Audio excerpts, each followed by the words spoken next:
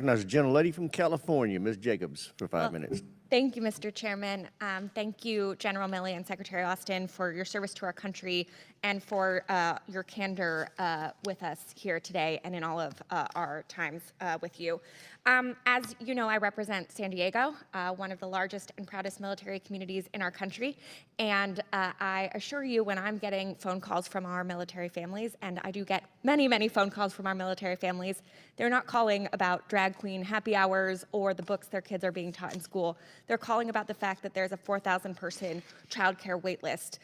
They're calling about the fact that some families are waiting up to 24 months for affordable housing on base. They're calling about the fact that more than 45,000 members of military families have to go to our food bank every single month in San Diego.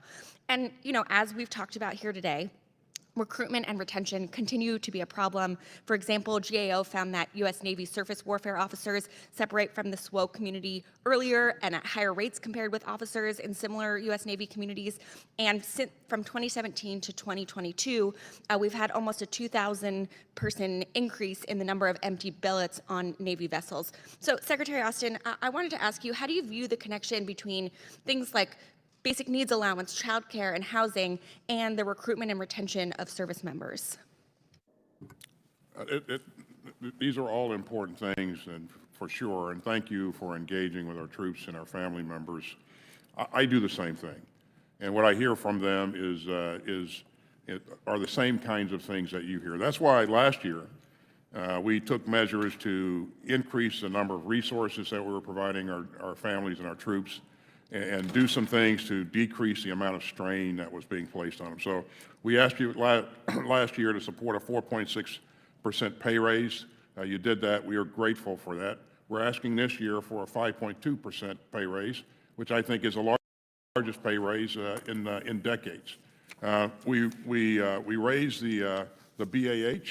We raised a basic allowance for housing, basic allowance for subsistence, and I think it's those kinds of things that will help to alleviate some of the pressure. By the same token, you know, in this budget, you know that we're asking you for support for universal pre-K daycare. So I think it's those kinds of things that are really important. We're trying to increase the number of people that we have working in our centers, our child care centers, and we're doing that by offering incentives to people who work there. And we're seeing some returns on investment there. We will continue to do those kinds of things going forward. So.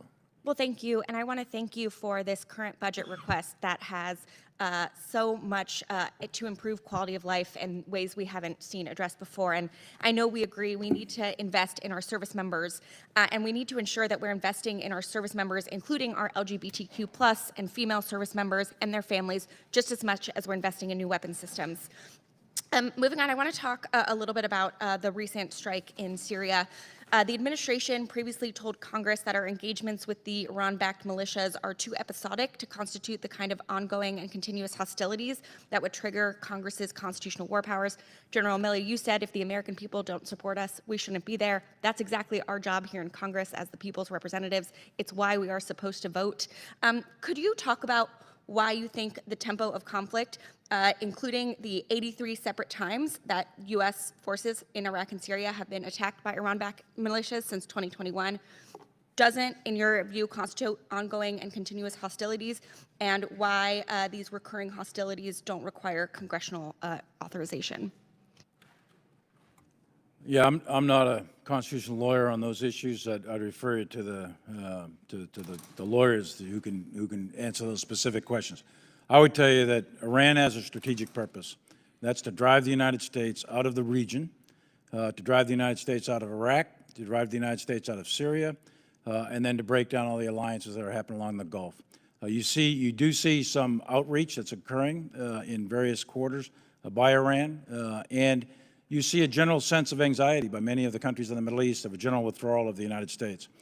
So from a strategic standpoint, the question to ask is the United States posture in the Middle East about right? And do we, the American people, as represented by their elected representatives, to include the president, is our strategic purpose and our strategic task in Syria and Iraq, is that still worthwhile, and is it still worth risking American lives? And I agree with you, and that's our job as Congress. I think it is. In my last few seconds, but sorry, it's a I just debate. want to make sure I bring up Milley's the fact time's expired. that Congress Thanks for watching, everybody. Make sure to hit that subscribe button. Turn on your notifications so every time I put out a video, you can know about it. It'll come up in your feed. Hit that like button if you liked it.